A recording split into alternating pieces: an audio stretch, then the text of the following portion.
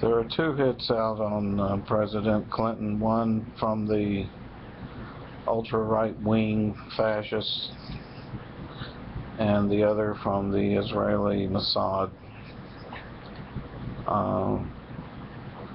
The American Nazi Party has merged with the KKK some time ago. In the 2008 election, the United Klan of Michigan put flyers on people's cars in New York saying that anyone that voted for Obama would be killed. This was in a black community where some blacks thought the KKK didn't exist anymore. Idaho is a known setting for militia camps, right-wing militia camps. The CIA under Allen Dulles, 1947, hired 4,000 Nazis to work for the CIA. And German General Master Spy Reinhard Gehlen, who landed in New York wearing a U.S. uniform, was Hitler's master spy against the Soviets. We handed him a check for $200 million, which he used to activate an army of spies in the Soviet Union to carry out Hitler's plan from 1943 to create a famine inside the Soviet Union to starve 40 million Soviets to death and enslave the rest. 1991, when Shabtai Shabbat was head of Mossad, the Israeli Mossad wanted to get rid of Gorbachev because they didn't want friendly relations with the U.S. because then we wouldn't need Israel as an ally anymore. So they made a deal through Vladimir Khrushchev, who died in Soviet Remand Center number 4, or Moscow prison, after he made a deal with Robert Maxwell on the Lady Ghislaine in the Mediterranean that Israel would give immediate political recognition to the new regime, give logistical aid in exchange for expulsion of all the Soviet Jews who wouldn't have any place to go but Israel, which needs population because the Arabs outnumber them, which is the reason they don't want one two-state solution, because they don't want equality. According to Ehud Barak, the ex-prime minister, they don't want one man, one vote because they'll be outvoted. So it's going to degenerate into apartheid-like system, which it has. Meanwhile, the U.S. with Hillary Clinton and Obama has decided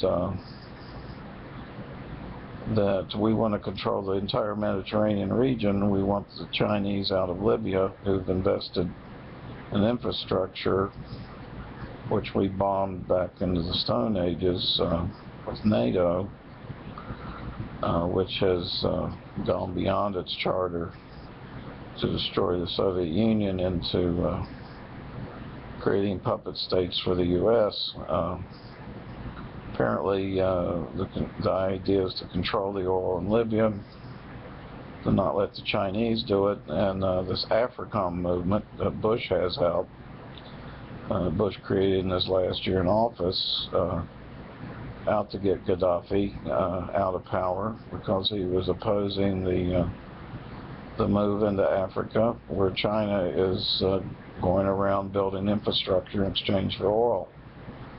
China has 1.5 billion people, and the people are buying cars. They need oil, and China wants external sources. The U.S. apparently is trying to stop that and Hillary especially is trying to get the Russians out of Syria, which is their only base in the Mediterranean, and Russia is a 1,000-year-old ally of Syria along with China, so they sure as hell don't want out of there, and they're talking about U.S. trying to blackmail them into pulling out observers out of Syria in exchange for them voting for a U.S. resolution. They have no intention of doing this, and They have, by the way, armed Iran with 11,000 rockets, which can shoot down 12 jets per rocket, SAMs, and Israelis don't want to lose all their planes, so they're buying stealth bombers from us. It appears the Lightning II from the Navy.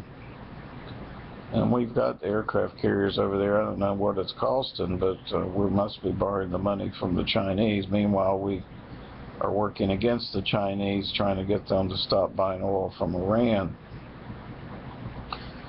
The Israeli Mossad went around Israel in 65, 66, blowing up things, making it look like Israel did it. When the Arabs got ready to attack Israel, they preemptively struck Egypt, took the West Bank, the Gaza Strip, and then they lied to Jordan, told it that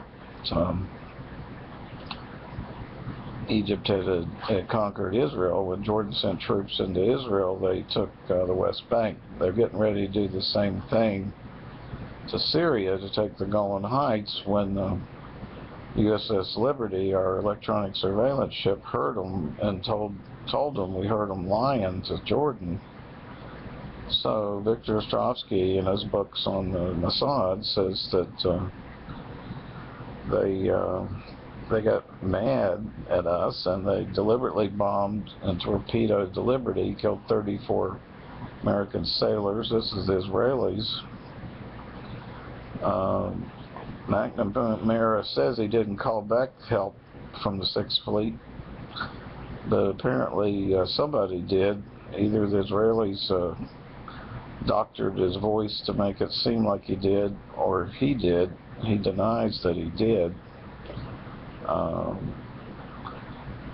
This almost started a nuclear war because there was a Russian sub off the coast of Israel at the time, ready to intervene, and we had the Sixth Fleet there in case Egypt invaded Israel. Israel had also blown up something in Egypt in '55, tried to make it look like we did it. At the time, that was exposed as a hoax, but they've been trying to get us to go to war with Egypt for a long time. Now Egypt has thrown out the Israeli embassy. 100% of the Egyptians hate America because they see Palestinian children killed every day on TV, killed by Israelis, and they know we support Israel. Noam Chomsky says that the U.S., when it bombed the Sudan's pharmaceutical plant under Clinton, that plant made medicines that killed diseases that animals got that people got. Millions of people died of those diseases, and bin Laden used that as an example why we don't care about Muslim people. Meanwhile, we support Israel, and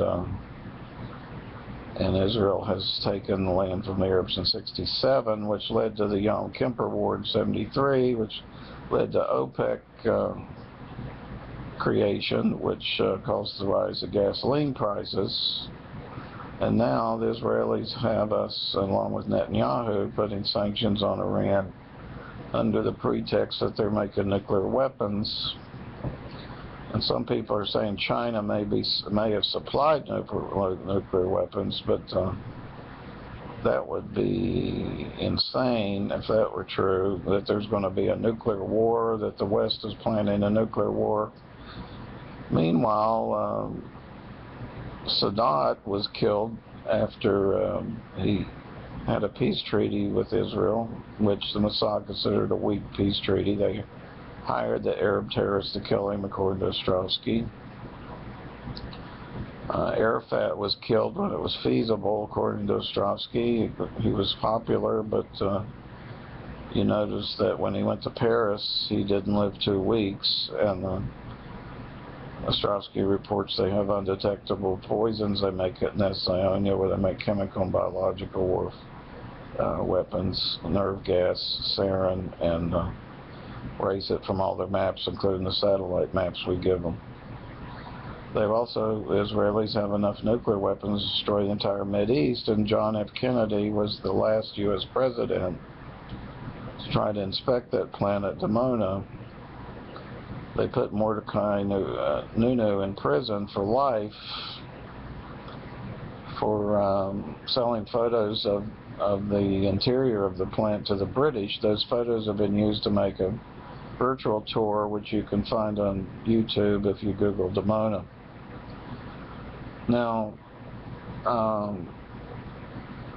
according to some sources, Oswald was CIA, not communist. He refueled U-2 spy planes in the Sakhalin Islands that flew over Red China. I've got two sources on that, San Francisco Chronicle and a woman on the internet. They didn't give stupid people that job. He wasn't a patsy. He was a red baiter down south. He gave out pro-Castro pamphlets, and then they had the people that sympathized with Castro arrested.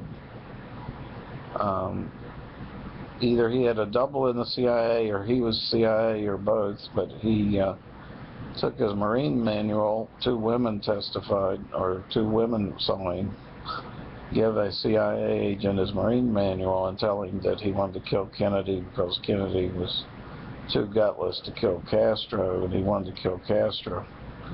It doesn't sound like the work of a communist to me. A FBI tape of Carlos Marcello in prison from an informant in a radio in the guy's cell, as Marcello claiming Oswald was in his pocket, that he was a communist, that Marcello used the Louisiana anti-Castro Cubans to convince Oswald that Castro wanted Kennedy dead, and that Oswald was a communist. I don't believe the story. I think, what's his name, Marcello is also trying to say that he had Jack Ruby in his pocket. Ruby, or Rubenstein, I'm hearing, was ordered by Mossad to kill Oswald, and that the Mossad killed 22 witnesses. Two of the shooters were behind the fence on the grassy knoll. Lee Bowers saw puffs of smoke coming from their rifles. He was later run off the road and killed, or he died after he says he was drugged at a restaurant up the road. You can find that report on YouTube. There's a book by Mark Lane, was the CIA involved in the JFK assassination? And when you put this together, you have Nazis merging with the right wing of the Republican Party, Nazis in the CIA. You have Nazi spies hired by the CIA in Europe in Operation Gladio, killing democratically elected leaders over there. You have General Galen starting the Cold War almost single-handedly by lying about the Soviets, saying they had 175 divisions battle-ready to take over Europe, bomb the US and UK. You have the CIA saying Truman was soft on communism because he lost Red China, getting Truman to invade Korea. You have the CIA killing Jack Kennedy because he's going to pull out of Vietnam, and then you have the rumor that Kennedy was killed because he tried to inspect the nuclear weapons plant at Dimona, and David Ben-Gurion ordered the hit, and that the Israelis used the American mob to do it. You also have George Herbert Walker Bush in the CIA in '61, in charge of the Bay of Pigs operation. You have him big friends with Allen Dulles, who Kennedy fired after the Bay of Pigs failed, and saying it was the dumbest thing he'd ever done, and which led to the Cuban Missile Crisis, which almost started a World War. So then you have Kennedy sign an executive order to pull out of Vietnam, dismantle the CIA in '63. The death of Kennedy in '63, where they're calling him a communist, and now they're calling Obama a communist. At least the Tea Party is, and the same kind of people that killed Kennedy. You might as well say the same kind of people that crucified Jesus or that killed Lincoln are after Obama. By the way, Obama's in the tradition going back to Lincoln and Martin Luther King, freeing the slaves and getting their voting rights, or the blacks getting their voting rights, excuse me. Thomas Jefferson said the slaves would have the vote one day. He was right. But they would never be happy here. These people are going to vote for Obama again, and Hillary is going to be his vice presidential running mate to get the Hispanic vote, apparently. When Biden should have been Secretary of State, they made Hillary. Hillary's almost got us into war with Korea twice. The Koreans wouldn't even be making nuclear weapons if we hadn't insulted them. By the way, Korea is more like what you think of as China than China. When Americans think of China, they're really mostly thinking of Korea. The Koreans fought the Japanese in World War II. They were enslaved by the Japanese. The Vietnamese helped us beat the Japanese in World War II. We turned around and betrayed the Vietnamese. Ho Chi Minh had allied with us under Roosevelt, and Churchill got Roosevelt to let him ally with us, even though he's a communist. And then we turned around and gave Vietnam back to the French colonialists, which he was fighting. We lost 58,000 guys over there for nothing. So that was the most divisive war since the Civil War. It was a racist war, killing non-white people over there when blacks and whites couldn't live in the same neighborhoods over here. They're dying in the same battlefields over there. America is a divided country. Washington warned about the party factions fanning the flames of division.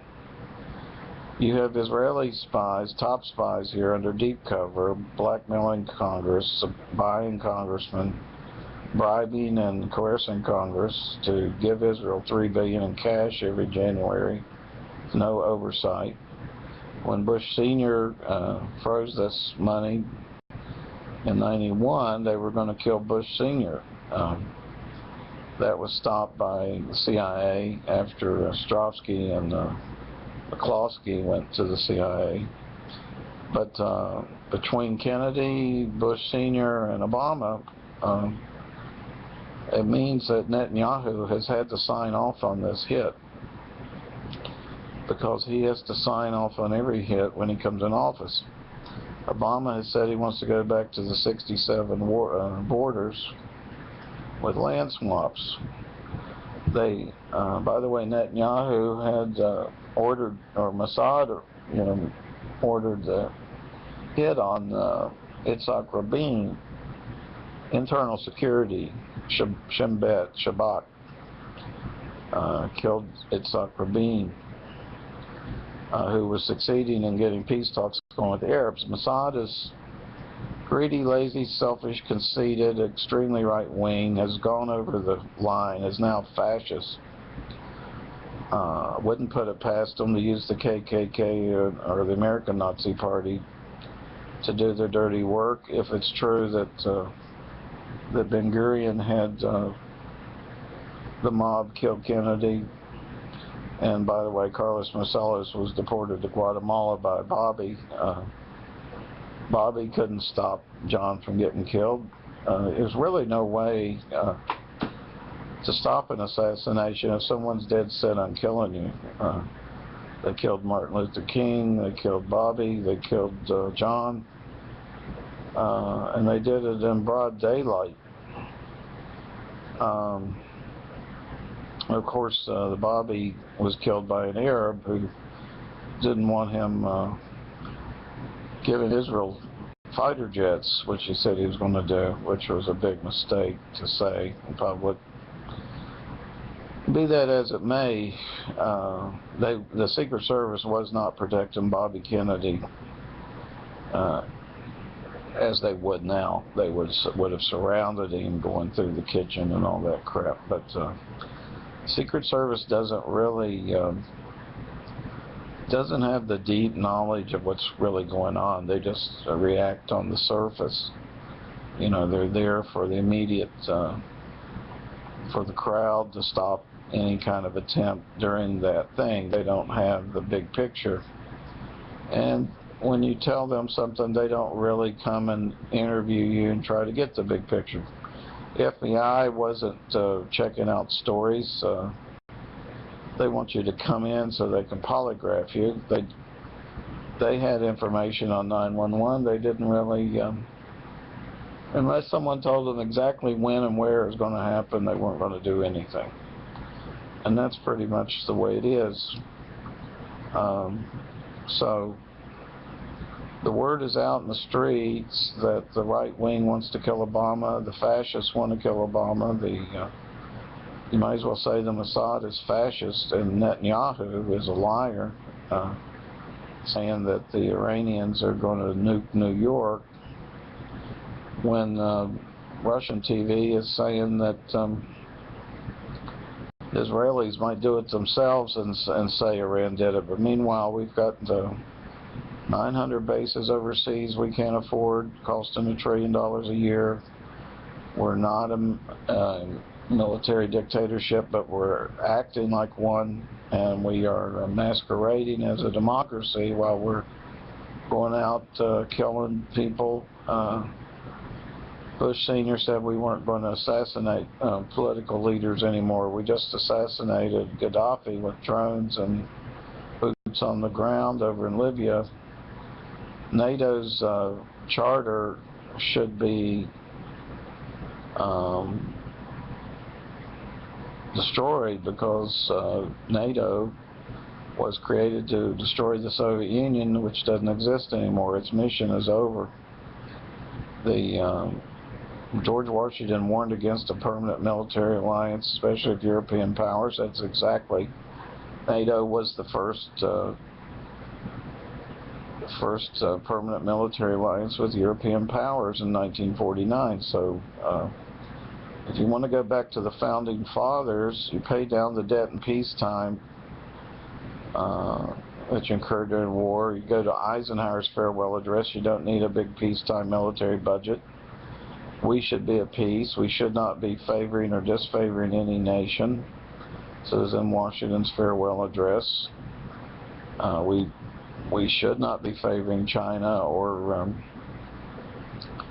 Israel, and should not be disfavoring Russia, Cuba.